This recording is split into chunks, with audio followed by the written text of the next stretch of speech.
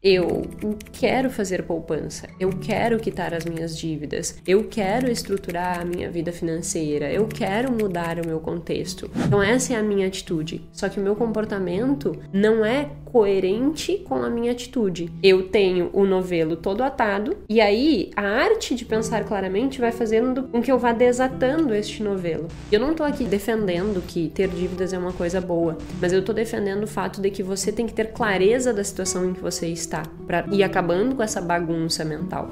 Eu acho que o fulaninho devia fazer isso, eu acho que o fulaninho devia fazer aquilo. Tá, mas tu já olhou para ti e deu conselho para ti mesmo, como se você estivesse de fora do problema?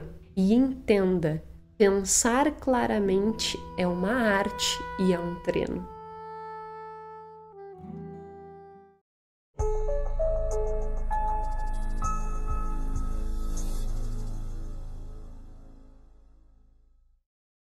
Quem nunca passou por uma situação de ter a sensação de que tudo tá uma bagunça?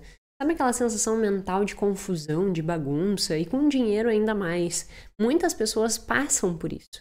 Se nós formos tentar exemplificar essa bagunça mental com uma coisa bem prática, pensa num guarda-roupa em que todas as roupas elas estão atiradas lá dentro. Eu saí muito cedo de casa, né, com 12 anos, e teve uma vez que a minha mãe foi me visitar e estava o meu guarda-roupa exatamente dessa forma, uma mega bagunça. E aí a mãe foi me visitar enquanto eu estava no colégio. E quando eu voltei, eu não sabia da visita dela, quando eu voltei tinha um bilhetinho. Estive por aqui, volto quando as coisas estiverem em ordem. E, obviamente, ao longo da vida eu fui aprendendo que manter o meu guarda-roupa daquela forma não ajudava em absolutamente nada, porque cada vez que eu queria alguma coisa era uma confusão para que eu conseguisse achar. Eu não conseguia ter clareza sobre que roupas eu tinha, quais eram as roupas que eu poderia usar em cada ocasião, o que estava bom, o que estava ruim, porque estava tudo numa bagunça. E por vezes nós mantemos a nossa cabeça nesse mesmo nível de confusão, como se fosse um guarda-roupa com as roupas todas amontoadas e atiradas lá dentro. E isso gera uma dificuldade tremenda para que a gente consiga tomar boas decisões. Essa confusão mental, essa estrutura de vários pensamentos ao mesmo tempo, não contribui em absolutamente nada para que a gente consiga tomar boas decisões.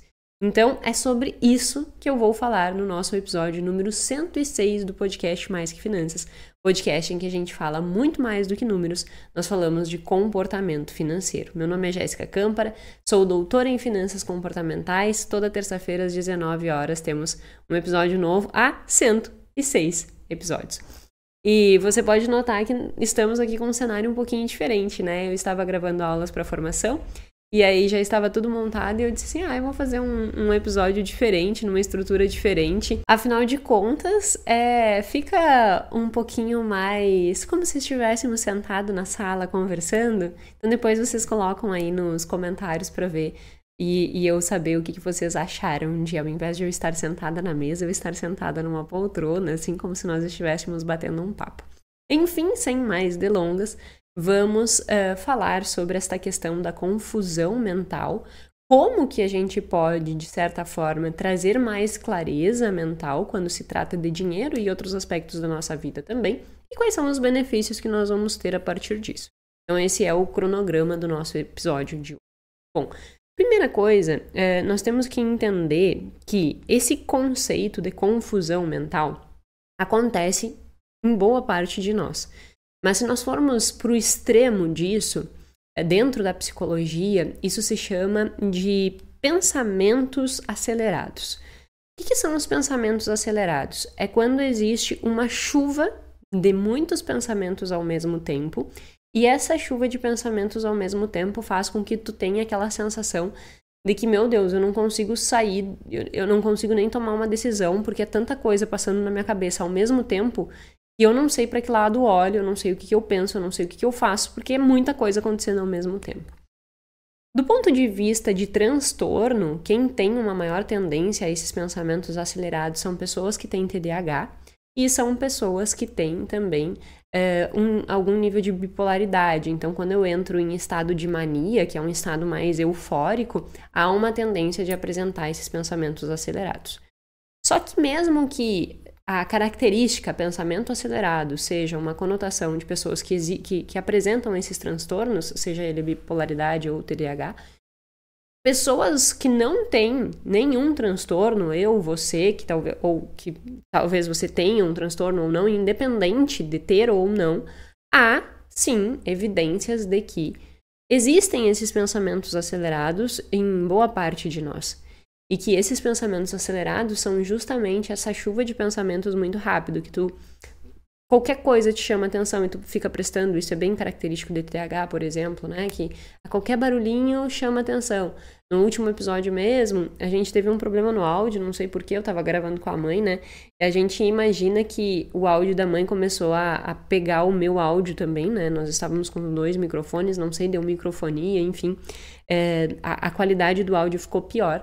E aí algumas pessoas com TDAH me enviaram assim, Jéssica, qualidade, adorei o podcast, enfim, só que o barulho do áudio me tirava a atenção. Exatamente por causa dessa questão de chuva de pensamentos. Qualquer coisa desloca a atenção, sabe? E como eu estava dizendo, isso não é exclusivo das pessoas com TDAH. Tem pessoas que não têm o diagnóstico nem de TDAH, nem de bipolaridade, que apresentam uma enxurrada de pensamentos. Ou mesmo quando não apresentam essa enxurrada de pensamentos, vivem uma confusão mental. Então a gente tem 2 pontos aqui, tá?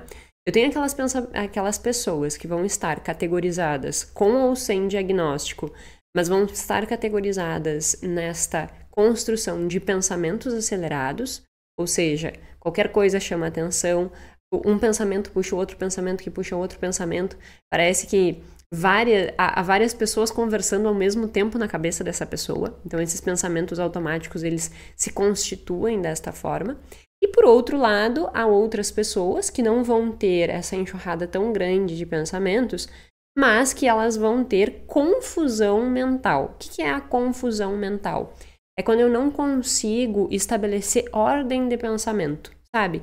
É quando assim, por exemplo, pego uma pessoa que está com dívidas, que está com cartão de crédito estourado, que gasta mais do que ganha, que não sabe por onde começar para resolver a sua vida, que acha que não vai ter jeito. Essa pessoa, ela vai somando esses pensamentos, dívida, cartão de crédito, taxa de juros, cheque especial, gasta mais do que ganha, salário baixo, ela começa, né, a construir uma narrativa de que o problema é porque ela ganha menos.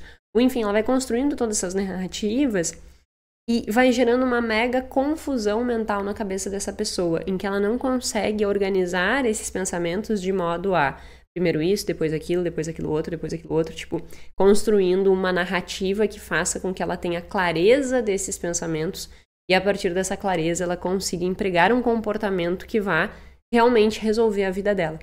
Ela acaba entrando num ciclo de pensamentos confusos, dando um nó, é como se ficasse dando um nó em todos esses problemas e ela não sabe como desatar esse novelo, ela não sabe qual é a ponta desse novelo e o que vem logo após para que ela consiga realmente ir definindo prioridades e realmente analisando o que precisa ser feito e ir dando um passo de cada vez. Aquilo ali está um grande novelo embaraçado e ela não sabe o que fazer. Isso é bem normal, isso é bem comum.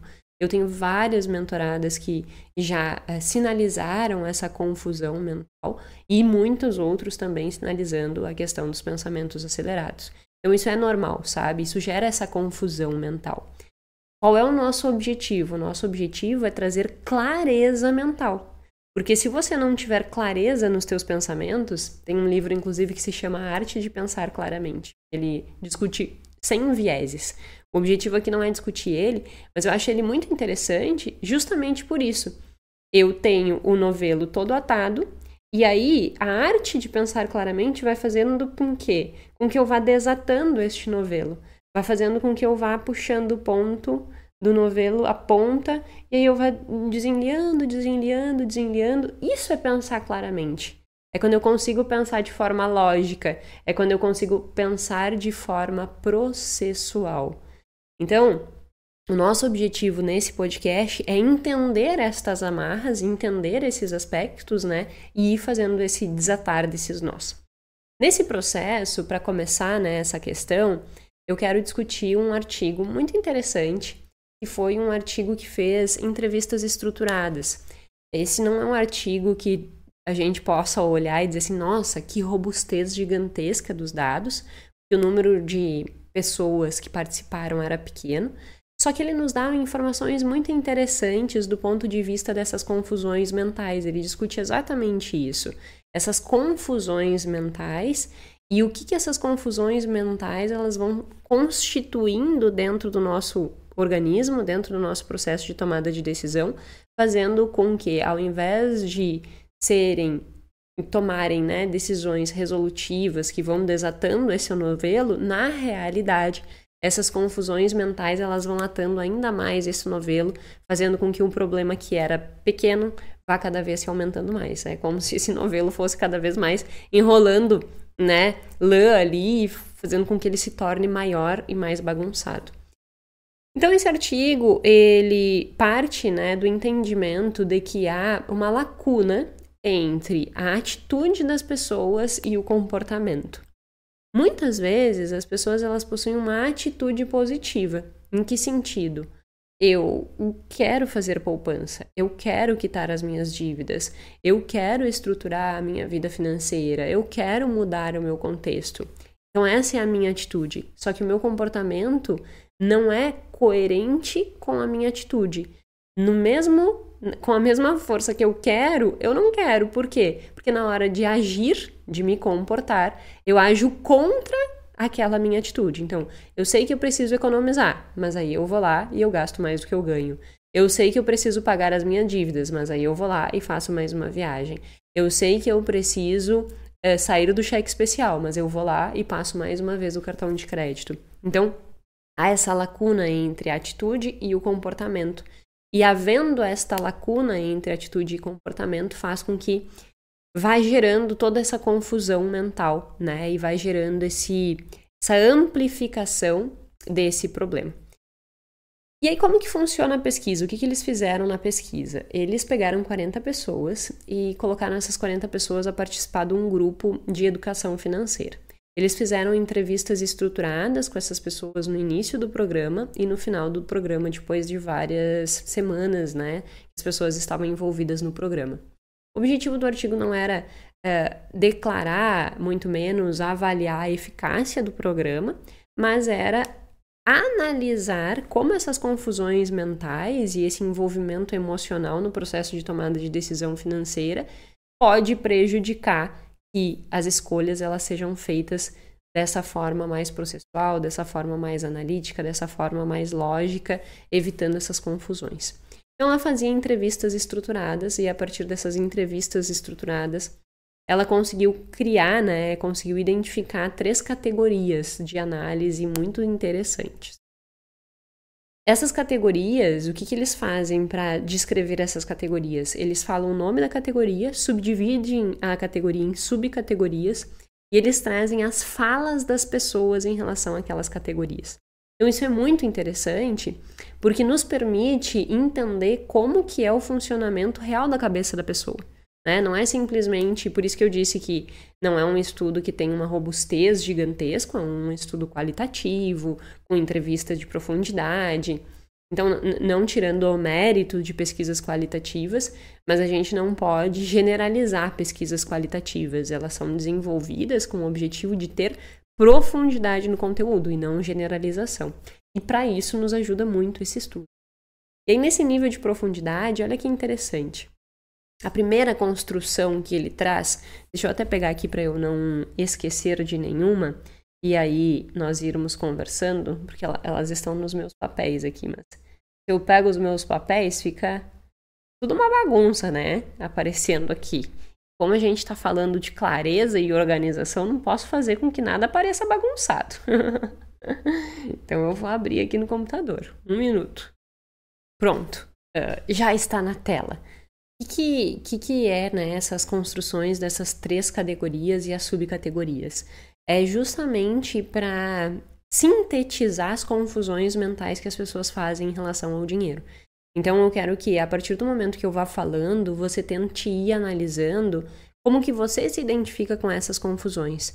E se você tem tido essas confusões, se você tem tido, a gente depois tem que ir trabalhando a construção de um alinhamento dessas confusões, né? E aí a primeira categoria é o papel da emoção na capacidade financeira. E ele subdivide em perder a visão do todo e frustração pelas consequências de não ser suficiente só o conhecimento. Então vamos começar do primeiro. Perder a visão do todo. Quem está com confusão financeira tem uma tendência gigantesca a perder a visão do todo. O que significa perder a visão do todo? Você perde discernimento em relação à análise que você faz da sua própria circunstância, porque você não consegue ver a sua situação de forma macro, a sua situação de forma sistêmica. Você só olha o problema específico em que você está olhando agora. Então, vamos supor que você esteja no negativo, tá? E que você não tenha ali na sua cabeça uma perspectiva de resolução. Você está só olhando para isso, estou no negativo. Só que se tu der um maior aumento e olhar de fora isso, você vai perceber que você tem um apartamento. Você vai perceber que você tem um salário razoável perto do que você já teve antes na sua vida. Você vai perceber que você tem uma chance de contornar essa situação de uma forma muito mais rápida do que você imagina. Só que para isso você tem que fazer algumas mudanças comportamentais. Então você precisa ir tendo esta clareza de que o fato de você estar no negativo não significa que você está completamente falido. Essa é a questão.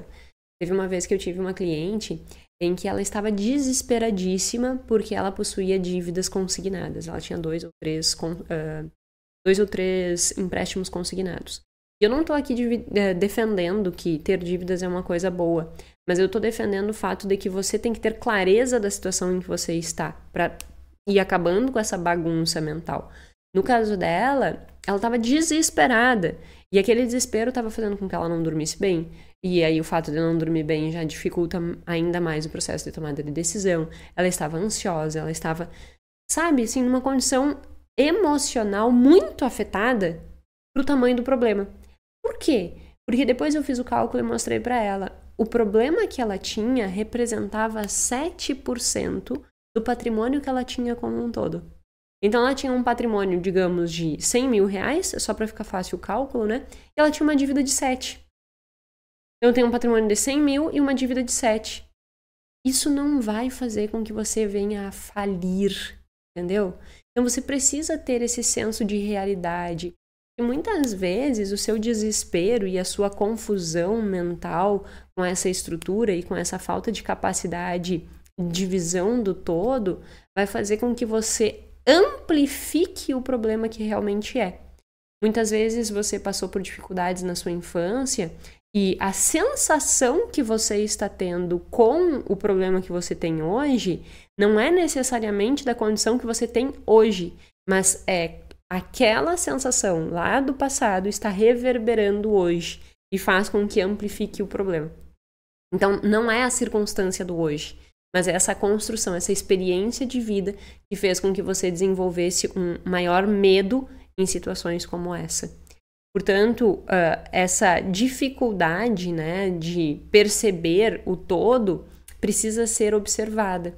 Porque no momento que tu tem essa dificuldade de observar o todo, tu também perde a sensação de controle.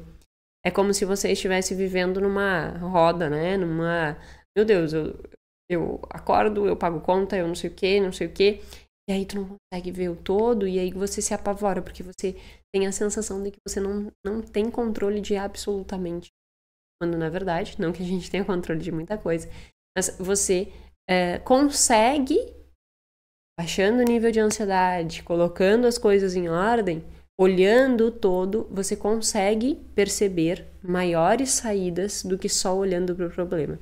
O Kahneman chama isso de visão de fora. É que nós possamos desenvolver a capacidade de ter um olhar de fora. Porque sempre que nós estamos emocionalmente envolvidos com determinado aspecto, seja dívida, seja cheque especial, seja um consignado, sempre que eu estou envolvido emocionalmente com essa circunstância, a minha capacidade de análise ela fica prejudicada. Tanto é que a gente é muito bom para dar conselhos, né? Eu acho que o fulaninho devia fazer isso, eu acho que o fulaninho devia fazer aquilo. Tá, mas tu já olhou para ti e deu conselho para ti mesmo, como se você estivesse de fora do problema?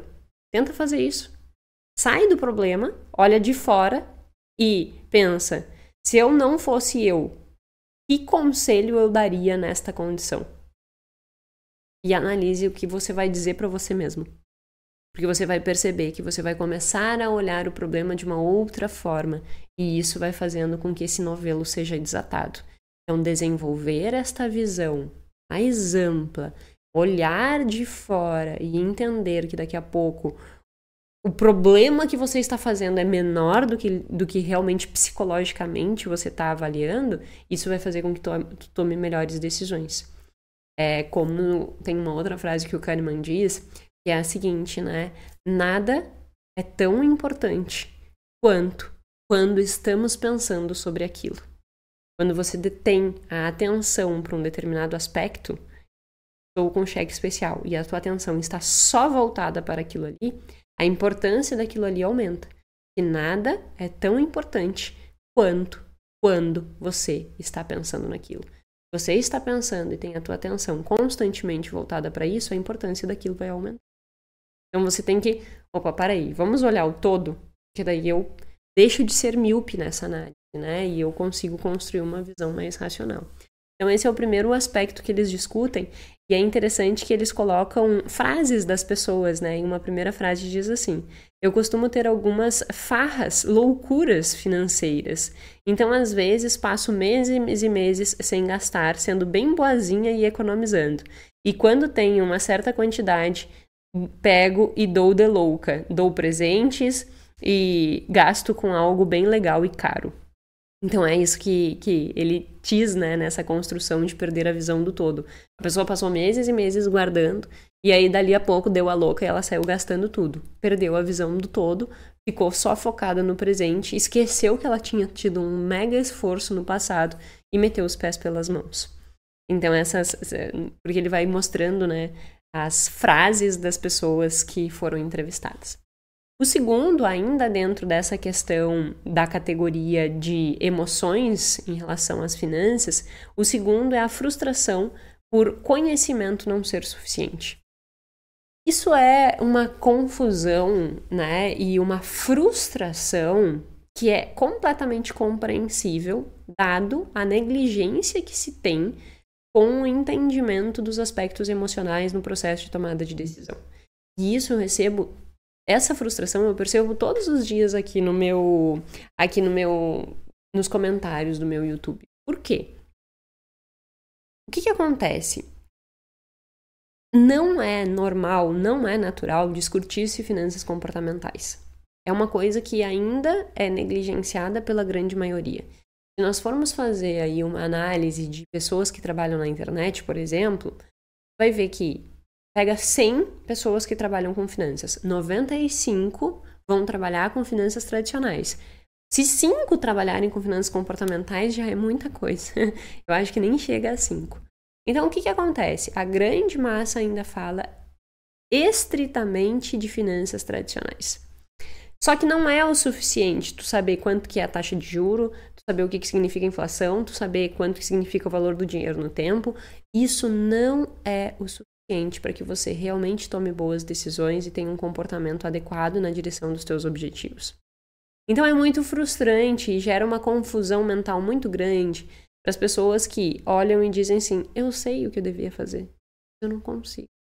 Por que eu não consigo? Sabe essa confusão do tipo, puxa, eu sei o que eu devia fazer, mas eu não consigo? Essa confusão mental e essa dificuldade de entender, né, que não é suficiente conhecimento financeiro, faz com que esse novelo vá se atando. Faz com que essa confusão mental vá se atando. Por quê? Aí a pessoa começa a buscar mais conhecimento. Porque se eu ainda não tô bem, significa que eu ainda não sei o suficiente sobre finanças. Então eu vou fazer mais um curso, eu vou fazer mais isso, eu vou fazer mais aquilo, blá, blá, blá, blá. Aí fica aquela busca incessante, aquela sobrecarga de informação, e a pessoa segue passando no shopping e comprando mais do que devia e se culpando por causa daquilo ali. A fala, né, que tem aqui é a seguinte: então, sempre temos e tentamos fazer um orçamento quando temos alguma dificuldade. Ou seja, a pessoa ela sinaliza aqui, faz os cálculos, ou seja, ela tem o conhecimento para fazer os cálculos de um orçamento.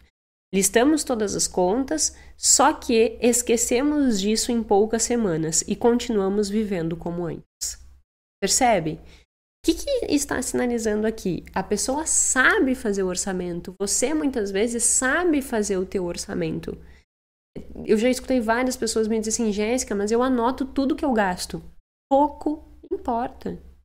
Se você não entender que existe um desvio comportamental que está te afastando do objetivo, que é, no caso, quitar as tuas dívidas ou montar uma reserva financeira, parar de gastar tanto com coisas completamente desnecessárias.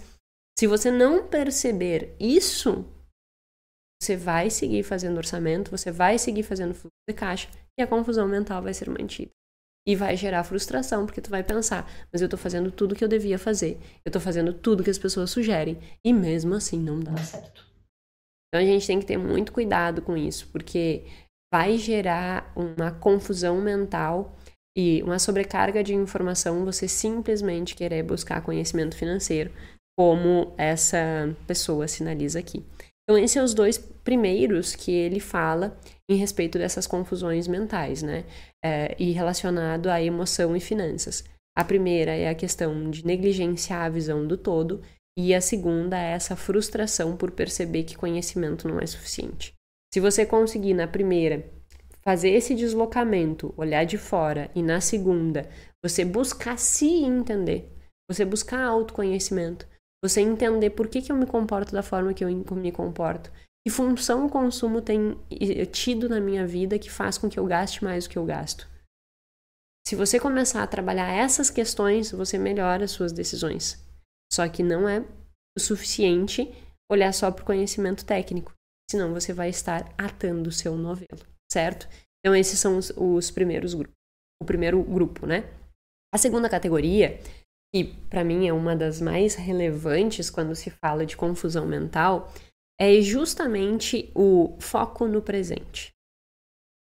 E aí a subcategoria é as gratificações instantâneas, né? Que é justamente o fato de que a grande maioria das pessoas, elas acabam priorizando prazeres imediatos em detrimento de prazeres no longo prazo. Por que isso acontece? Porque a atribuição de valor para coisas que eu preciso adiar recompensa, ela é menor. Então, se eu posso ganhar R$100 hoje, e se eu tiver que abrir mão desses R$100 hoje para ganhar os mesmos 100 daqui a um ano, eu vou ter um desconto no valor deste dinheiro, né? Esse dinheiro, pela espera, vai valer menos na minha concepção. E isso acontece com qualquer coisa. Se eu tivesse que fazer uma viagem hoje ou daqui a um ano, o fato de ter que esperar um ano faz com que a minha percepção de valor sobre aquela viagem seja reduzida. A gente chama isso de desconto temporal. É uma taxa que eu reduzo a percepção subjetiva de valor, de satisfação em relação àquilo, em decorrência do tempo de espera.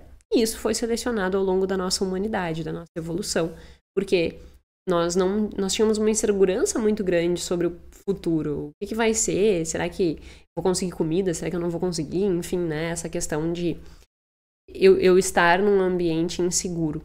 Então, é natural que nós tenhamos essa percepção, é natural que nós tenhamos esse comportamento de priorizar os prazeres imediatos. Só que, no momento que eu priorizo os prazeres imediatos, eu estou atando ainda mais esse novelo de confusão. Por que eu estou atando mais esse novelo de confusão? Porque o que já era ruim pode ficar pior. Se eu já tenho problema, no momento que eu priorizo uma coisa no presente, em detrimento de uma construção no futuro, eu dificulto ainda mais as resoluções. Quer ver um exemplo que eles colocam? A fala, né, que eles colocam aqui de uma pessoa? Diz assim, ó, não quero gastar dinheiro em um final de semana, mas é como se você estivesse quase se machucando. Tipo, acho que é difícil incorporar esta disciplina na sua vida, quando você sente que ela pode ter um efeito mental negativo no seu bem-estar. O que tá querendo dizer essa frase? Que a pessoa tá dizendo assim, eu não queria gastar esse dinheiro num final de semana. Sei lá, digamos que seja para fazer uma viagem. Só que não gastar esse dinheiro num final de semana gera na percepção daquela pessoa uma conotação de prejuízo no bem-estar.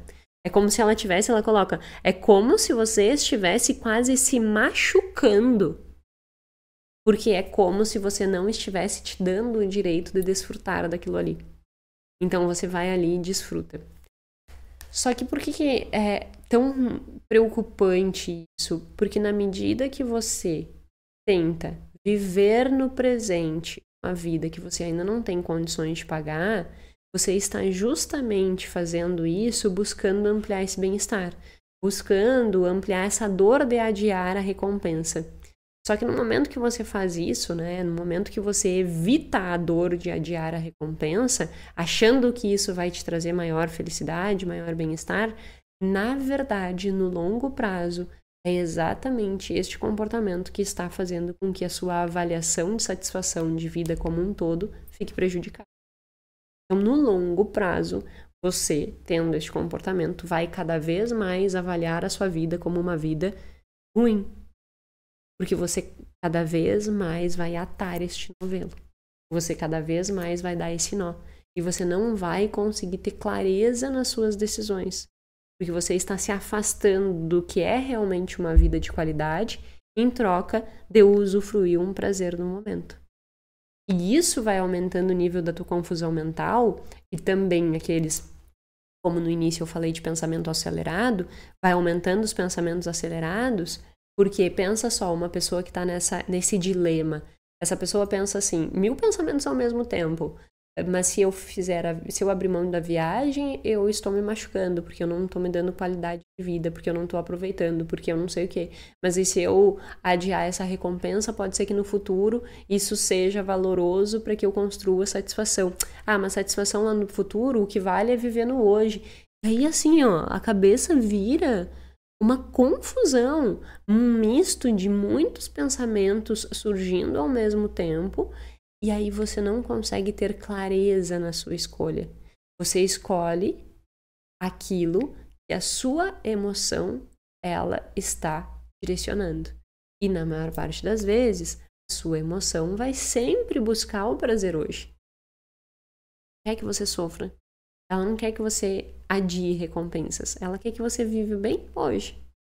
Só que isso é uma decisão extremamente míope, porque, como eu já disse, ao viver esta emoção hoje, na verdade, tu está abrindo mão de viver uma vida realmente de qualidade no longo prazo, né? E não só no momento atual. Então, nós temos que cuidar, porque isso é um grande potencializador das confusões mentais. E um outro que vem logo em seguida, discutido aqui por eles, é aceitar as consequências.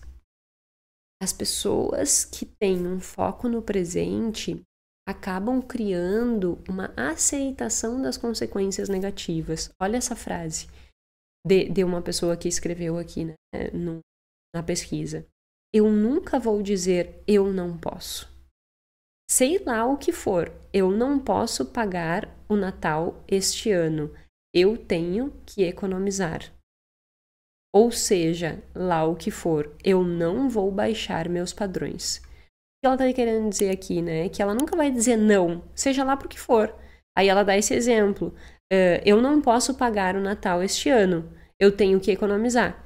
Esta frase para ela é inaceitável, porque ela diz assim, seja lá o que for, eu não vou baixar o meu padrão de vida. Olha só. Ela já tá entendendo que vai ter uma repercussão negativa. Só que ela está aceitando a consequência negativa. Quantos de vocês que estão aqui me escutando já tiveram essa enxurrada de pensamentos? Eu não vou baixar meu padrão de vida, eu não vou aceitar dizer não pra mim, eu trabalho tanto, então eu mereço. Você merece.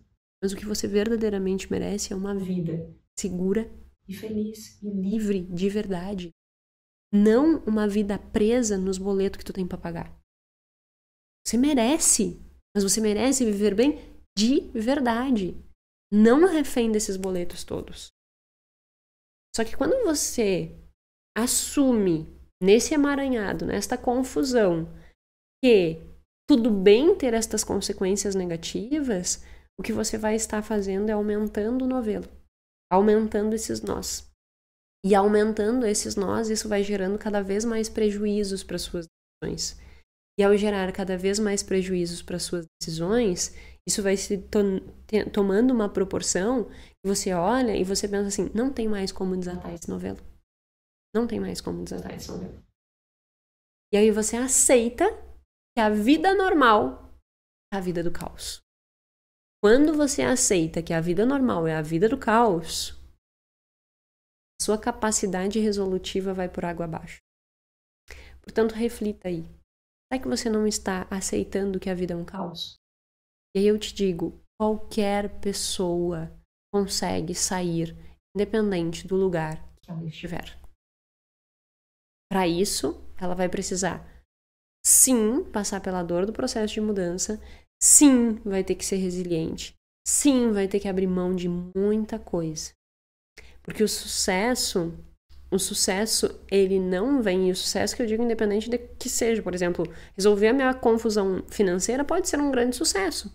Muitas pessoas que têm dívida, que não conseguem resolver isso, é um grande sucesso. Só que todo grande sucesso, ele exige abdicação. Hoje é um feriado, eu estou aqui gravando. Faz parte de um processo de sucesso, abdicações. A gente nunca vai conseguir ter tudo na vida, né? Tudo não terás. Então, nós precisamos saber o que realmente é valoroso para nós, para que a gente possa fazer escolhas. E daqui a pouco, as escolhas que você está fazendo é justamente achando que aquela compra daquele tênis, aquela compra daquela viagem, aquela compra, que isso é o que vai te fazer feliz. Só que daqui a pouco, essa tua percepção ela está extremamente míope. Porque, na realidade, isso, ao invés de te trazer felicidade, está corrompendo e está aumentando ainda mais esse novelo. Portanto, tome muito cuidado se você já está nessa fase de aceitar as consequências negativas, porque isso vai fortalecendo este mau comportamento. Depois nós já entramos para o terceiro nível, né, de construção que ele traz, o terceiro nível de confusão, ele chama justamente de confusão racional. Chama de confusão racional. Sempre o nosso cérebro ele está tentando construir justificativas que façam com que a nossa decisão ela pareça racional. Portanto, quem viu o episódio que eu falei da Joana, vamos pegar o exemplo da Joana. Isso já faz muito tempo, o episódio da Joana faz uns 2 anos, eu acho. Eu devo ter falado de compra compulsiva ou cartão de crédito. Inclusive, eu acho que eu tenho que fazer, né, um novo episódio sobre cartão de crédito. Já faz uns 2 anos e sobre compra compulsiva. Mas enfim, pega a Joana. A Joana, naquele episódio lá, eu conto que a Joana precisava, entre aspas, comprar um blazer, porque ela ia fazer uma reunião, ela ia participar de uma reunião, ela começa a criar a justificativa na cabeça dela. Não, porque eu preciso desse blazer, porque o que as outras pessoas vão achar, a minha apresentação e porará, porará, porará, porará. O que está acontecendo aqui? Existe já um desejo de consumo, existe já um desejo de comprar aquilo, e na maior parte das vezes, neste contexto, está muito atrelado com baixa percepção de autoeficácia. Então, eu preciso ter coisas exógenas, né, coisas externas, no caso, uma roupa, não que tu vai andar mulambento, mas assim, entenda o raciocínio. A pessoa, ela tem uma baixa percepção de autoeficácia, então ela acha que a roupa é o que vai fazer a diferença na vida dela, porque daí as pessoas vão achar diferente ela, vão olhar com outros olhos, enfim. E não que a roupa não importe, é isso que eu quero deixar claro, não ande mulambento. Mas você tem que ter discernimento das tuas condições. Quando eu comecei a minha vida aqui em Floripa, né, hoje eu estava até colocando no meu stories contando a vida, eu dava aula, sempre cuidando da minha roupa, só que eu dava aula com coisas que eu comprava em São Paulo nas lojas bem populares. Por quê? Porque era o que dava. Então era assim que eu fazia. Guardava dinheiro o ano inteiro, ia para São Paulo num congresso e já aproveitava um dia a mais e ia lá fazer compras na José Paulino, no Brás, quem nunca. Então, assim, né, hoje eu não faço mais isso. Hoje eu vou comprar roupas em outros tipos de loja, mas porque eu estou numa condição diferente. A gente tem que ter contexto, né? Tomada de decisão em relação a contexto. Mas paralelo feito, voltando à questão da justificativa. Então percebe que a Joana está construindo uma justificativa para parecer que aquele consumo ele é extremamente racional. Porque daí ela olha e diz assim, eu preciso comprar, tu não tá entendendo. Se eu não comprar, a reunião vai ser um fracasso. Ela constrói toda uma narrativa para convencer ela mesma de que aquilo ali é uma decisão racional. E ela vai lá e compra. E esta confusão racional que ele diz é exatamente isso. A primeira, por exemplo, chama-se manipulando as necessidades, desejos e expectativas da família. Então, é uma construção de raciocínio que vai manipulando a tua percepção frente às coisas, a ponto de o que não é necessário parecer ser. Porque você constrói toda uma narrativa, você constrói todo um storytelling em cima daquilo ali, e você realmente acredita que aquela compra ela é imprescindível. E aí você vai lá e compra. O exemplo que ele dá aqui é de família, né, filhos, enfim. E aí são as mães dizendo, sempre são os meus filhos, são sempre presentes de Natal, aniversário, feriados, é sempre ver as crianças e gastar com as mesmas coisas. Então ela constrói, né, ela culpa, entre aspas, os filhos pelos gastos dela. E isso é bem interessante também. Eu estava dando o exemplo da Joana, mas este exemplo de filhos, muitas pessoas ficam justificando os gastos pelos filhos. Ah, mas é porque eu preciso dar para o meu filho. Ah, porque o meu filho... Teu filho, se é que tu tem filho, na maior parte das vezes não tá nem ligando pra calça nova, pro tênis novo, pro não sei o que, principalmente se ele for criança. Quem tá construindo na cabeça dele que essas coisas são extremamente necessárias, ter sempre um monte de roupa nova, é tu. A minha mãe nunca me criou assim. Nunca. Os guarda-roupas sempre tiveram necessário. Como que eu sou hoje na minha vida, eu tenho o necessário. Então, é importante. E repito um monte de roupa. Tem podcasts que eu vou, né? E aí as pessoas, eu já vi comentários do tipo assim, ela está com o mesmo blazer de um outro podcast, mas é óbvio, gente, pelo amor de Deus. Eu vou em inúmeros podcasts, certo? Eu vou estar comprando um blazer novo para cada episódio, para cada podcast que eu vou, para cada palestra que eu vou dar. É óbvio que eu vou repetir roupa. Da onde tiraram que não se repete roupa, sabe? Então, assim, na maior parte das vezes, o pai é que está manipulando o filho de forma errada, numa educação errada, e ainda fazendo com que esse filho aprenda que aquilo é necessário e gastando seu dinheiro. Tem um outro exemplo que diz assim, antes de me tornar mãe, tudo era mais tranquilo, nunca tinha que realmente parar e pensar, será que eu tenho dinheiro para determinada coisa? Eu simplesmente ia lá e pagava. Eu nunca tive que me preocupar em entrar com o vermelho, né, no vermelho. E aí agora com o filho tem que se preocupar com isso. Eu fico lendo, né, essas justificativas e pensando assim, realmente o trabalho que eu faço deve ser importante. Porque é um tipo de construção mental que não faz o menor sentido, sabe? Mais uma vez, a criança ela está construindo as necessidades que você está construindo na cabeça dela. Então essas justificativas, elas vão fazer com que apenas esse novelo aumente mais uma vez.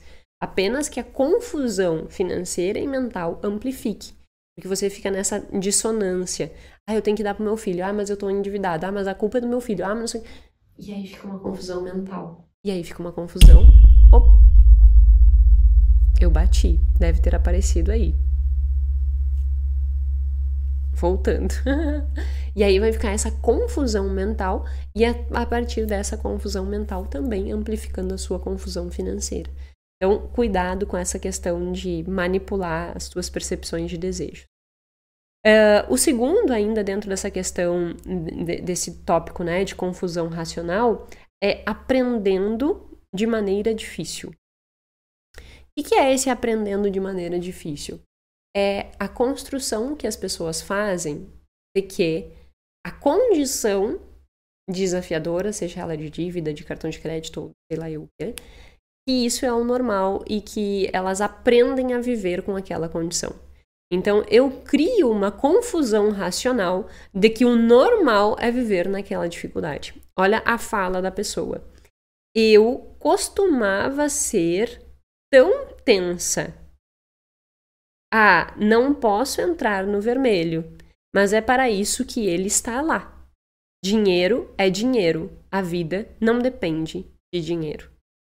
Então, olha só. que tá acontecendo? A pessoa, ela tá aprendendo da forma mais difícil. Ela criou uma confusão racional, dizendo para ela mesma que antes eu não me preocupava com isso, eu ficava no vermelho e isso me causava ansiedade. Mas agora, se existe negativo, eu vou usar, porque dinheiro é dinheiro e dinheiro serve para isso mesmo. Então ela tá usando uma confusão racional para parecer que aquilo ali é normal, ficar usando o vermelho. A outra diz assim: sinto-me muito mais feliz por ter conseguido falar sobre isso com outras pessoas. Aprendo com outras pessoas, algumas ideias são ótimas e fantásticas, relacionadas também com ficar no vermelho, né? Uma outra diz assim: eu tive que aprender nos últimos 5 anos a ter um ritmo e esperar pelas coisas, enquanto eu não tinha o que eu não tinha que fazer antes. Então, eu tenho que aprender, eu tenho que esperar as circunstâncias serem certas para que isso aconteça. Essa aqui já é uma construção que passou pelo problema e agora ela se deu conta. Tá, eu passei pelo problema, mas a resolução não vai ser rápida. Então eu vou precisar passar pelo processo para que eu consiga resolver a minha vida. Então, neste caso, é um aprendizado da forma mais difícil, só que positivo. É a pessoa que passou pela dificuldade e agora ela tá olhando e diz assim: agora eu tenho que aprender a esperar. Agora eu tenho que aprender a esperar porque o problema tá aí, né? Então, assim, isso é bem natural, né? Muitas vezes nós aprendemos só quando que nem diz o ditado, né? A gente aprende só quando a água bate na bunda. E pra quê, né? Pra que eu vou deixar que as coisas criem e se estabeleçam de um nível de problema gigantesco quando, na verdade, eu posso minimizar esse problema? Quando eu posso... quando eu posso evitar que o problema seja tão grande e que eu realmente precise aprender só depois de ter entrado num buraco gigantesco. Você pode aprender antes de entrar no buraco gigantesco. Se você já está no buraco gigantesco, bom, aí estamos na hora de sair desse buraco. Agora, quem não está no buraco gigantesco, por favor, não precisa ficar lá no fundo do poço para resolver a tua vida. Porque isso vai gerar ainda mais prejuízo e confusão. E por último, mas não menos importante, navegando pela complexidade. Tá cada dia mais complexo, né? O processo de gestão do dinheiro, no sentido de que antigamente nós não tínhamos todas as coisas que nós temos hoje, nós não tínhamos todas as alternativas as que nós tínhamos hoje. Hoje em dia tem uma complexidade nos produtos financeiros muito maior do que se tinha há 50 anos atrás.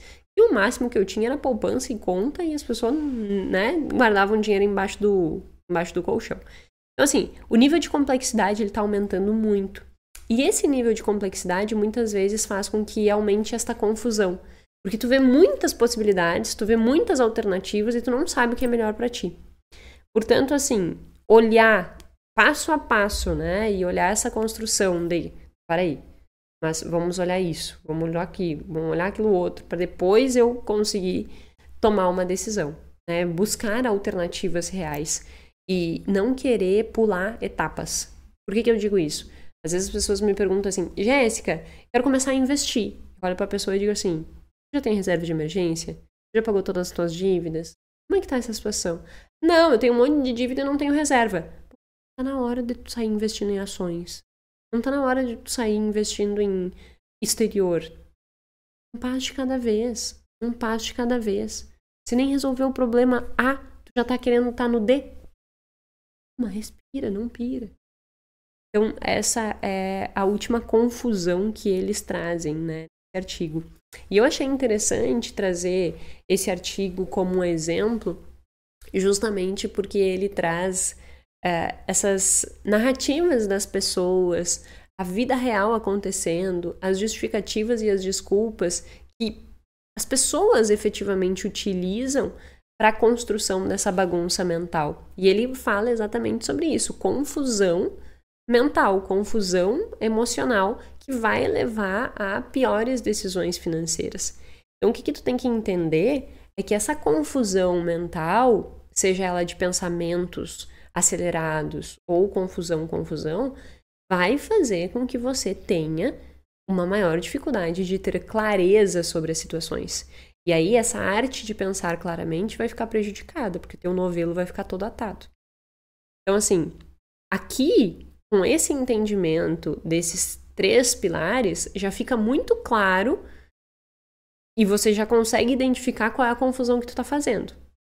Aí agora a gente vai para um outro ponto, que é, tá, entendi essas confusões todas, entendi que eu já fui dando algumas resoluções ao longo desse caminho. Mas existe mais alguma coisa que eu possa cuidar na direção disso? E é o que eu sempre falo sobre o fato de que quem acha que sabe muito estuda pouco, né? Nessa busca por novas teorias, entender coisas que eu ainda não entendia, eu me deparei com uma teoria que se chama Teoria do Raciocínio Comportamental. Essa teoria, ela é uma teoria que ela vem sendo construída ao longo de muito tempo. Tem abaixo dela umas 11, 12 teorias, desde teoria do comportamento planejado, teoria da dissonância cognitiva, há muitos anos atrás, lá na década de 60, que também já tem podcasts aqui sobre ela. Enfim, tem várias teorias que foram evoluindo até que hoje, na verdade, essa teoria ela foi publicada em 2005. E aí depois ela foi reconstituída ali em 2013, mais ou menos, né, numa forma mais simplificada. Mas essa teoria do raciocínio comportamental, ela nos mostra como que nós formamos raciocínio, como que nós construímos uma narrativa na nossa cabeça e como que nós podemos usar esse entendimento dessa narrativa que nós construímos na nossa cabeça para e aí é uma contribuição minha no sentido de entender a teoria e trazer como solução, para que a gente use essa teoria para ir desvencilhando esse novelo. Porque qual é o meu objetivo com tudo isso? É fazer com que tu consiga pensar mais claramente. É fazer com que todos esses erros emocionais que eu mencionei, que o artigo tratou, né, o último artigo que eu mencionei, desses experimentos das pessoas que estavam falando sobre essas confusões mentais, usando essa teoria, fazer com que as coisas possam ir se clareando. E você consiga usar esse entendimento de modo a desatar esse novelo e a tomar melhores decisões. Olha que interessante. O que é a teoria do raciocínio comportamental? Ela parte do pressuposto de que as nossas decisões, e ela foca no entendimento da tomada de decisão de consumo, mas a gente pode ir ampliando para outros aspectos também, né? Decisão de dívidas, decisões de gestão, decisão de estar dentro do orçamento, enfim, o foco dela é consumo, mas a gente pode extrapolar para essas coisas. A grande construção da teoria é a seguinte. Ela diz que sempre que nós formos tomar uma decisão, mais uma vez, ela fala sobre o consumo, a primeira coisa que vai impactar são as nossas crenças e os nossos valores. Ou seja, o que é realmente verdade para mim, né? As minhas verdades absolutas. Isso é a primeira coisa que vai fazer com que direcione para uma segunda camada do meu raciocínio. Tanto é que o nome da teoria é Teoria do Raciocínio Comportamental. Então, os meus valores, aquilo que eu acredito, vai construir essa segunda camada. Que segunda camada é essa? Razões favoráveis, razões contras. Para toda a decisão que você vai tomar, você vai ter mentalmente razões positivas e razões negativas. Só que o que acontece quando está nesse emaranhado de confusão mental? Essas razões positivas e negativas, elas acabam se atando e se misturando. E tu não consegue ter clareza de quais são as razões positivas, de quais são as razões negativas. Você mistura tudo isso. E você age não fazendo uma análise de raciocínio em cima dessas pós e contras. Você simplesmente decide no meio dessa confusão. E aí, essa decisão acaba atando ainda mais esse teu novelo. Portanto, uma primeira iniciativa que você pode ter é justamente, ao fazer essa construção de, eu preciso desatar um novelo da minha vida financeira, o que eu preciso fazer? Pega um papel e caneta e escreve sobre as tuas decisões. tem uma vasta teoria mostrando que escrever é ótimo para amenizar excitação emocional. Porque tu consegue pensar de forma mais lógica, tu consegue ver. Sai da ruminação, sai dos pensamentos acelerados, sai da confusão mental e tu consegue ver processo ali na escrita. Então, escreve os pós e contras e vê qual é o vínculo daqueles pós e contras com a sua percepção de valor. Então, por exemplo, assim, dívida para mim é uma coisa que, em termos de valor, né, em termos de crença, eu não gosto de dívida, né? E isso vem toda uma construção familiar, enfim. Não gosto de dívidas. Jéssica, mas tem algumas dívidas que são boas. Eu, Jéssica, não gosto de dívidas. Concordo com o Bruno Perini, que diz que quem tem dívida precisa que as coisas deem certo. E muitas vezes as coisas não dão. Então, eu, Jéssica, não tenho dívida, não gosto de dívida. Tá? Essa é a minha crença. Então, diante de um processo de tomada de decisão no pós e contra, isso vai pesar. Isso já é fato. Então, contra, vou listar todos os contras. Pós, vou listar todos os pós. E aí eu vou começar a ter um raciocínio um pouco mais ponderado. Essa construção de pós e contras vai fazer com que eu tenha uma atitude, né? Eu construa uma intenção a partir dessa atitude. Então, eu tenho uma atitude mais positiva frente à dívida ou menos positiva frente à dívida, atitude diante daquilo, né? A minha perspectiva diante daquilo. Essa atitude vai construir uma intenção, esta intenção vai consolidar o meu comportamento. Então, a teoria do raciocínio comportamental, ela diz justamente isso. Toda a sua escolha, ela vai partir dos teus valores, uma ponderação de razões a favor e razões contras, a construção de uma atitude, essa atitude constitui uma intenção, essa intenção constitui teu comportamento. Se nós conseguirmos avaliar de forma mais lógica, de forma mais processual, os meus valores e os meus pós e contras, eu consigo ter mais clareza de pensamento. Tendo mais clareza de pensamento, eu consigo organizar tudo isso. Então, assim, essa teoria, ela nos ajuda a construir esta clareza de raciocínio se nós utilizarmos o entendimento dela a nosso favor nesses aspectos de razões contras e razões a favor e nossos valores. E daí tu consegue entender qual é a emoção que está por trás daquela decisão. Porque enquanto você for míope e não conseguir identificar todos esses aspectos que eu falei aqui hoje, seja ele de emoções que envolvem a tomada de decisão ali, né, que tá aqui na frente tem a minha folha também, né, que é a questão de perder a visão do todo, a questão de frustração porque o conhecimento não é suficiente, um outro aspecto que a gente falou sobre essa construção de foco no presente, a confusão racional de parecer que aquela decisão é racional. Se você não conseguir identificar os pós e contras dessas justificativas que você está fazendo para você mesma, você não consegue ter clareza no seu processo de tomada de decisão. Então, utilizar esta teoria do raciocínio comportamental para trazer clareza no processo de escolha, isso vai fazer toda a diferença para que você desate esse novelo. Quer ver um exemplo?